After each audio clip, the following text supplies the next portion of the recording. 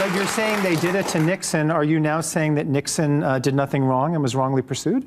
Yeah, no, I think if you look at the history of Watergate, you see that it was a setup from start to finish. You know, 4 of the 5 Watergate burglars, listen, 4 of the 5 Watergate burglars were connected with the CIA, were connected with the FBI.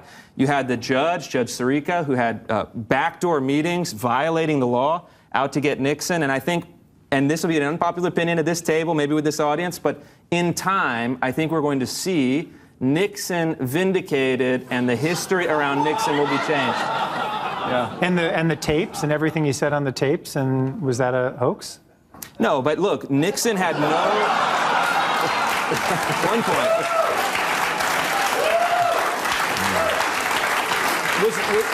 Was Nixon aware of the Watergate break-in before it occurred?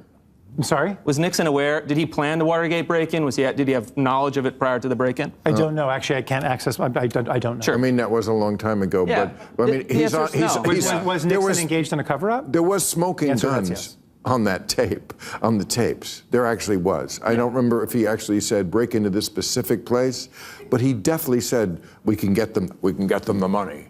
Absolutely. And the reason, not true. He had no knowledge prior to the break-in. His staff came and said, hey, we have this problem. He floated an idea that is a so-called smoking gun, but never acted on it. This is where we are. Nixon, vindication by 2035. Okay. Yeah. When we think of the media in this country, the problem is that they have a sense of self-righteousness, a double standard on issue after issue after issue. They can find everything wrong with somebody else, but they will not look inside and ever admit that they could be wrong themselves.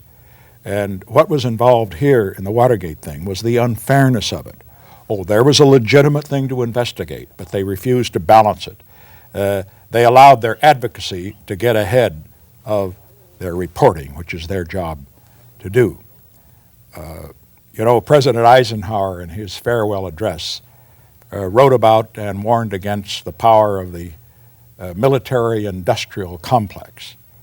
I didn't get a chance to make a farewell address, but when I get old enough and decide to retire, and I'm not planning it at the moment, but when I get that old, if I make a farewell address, I think I would warn against the media elitist complex.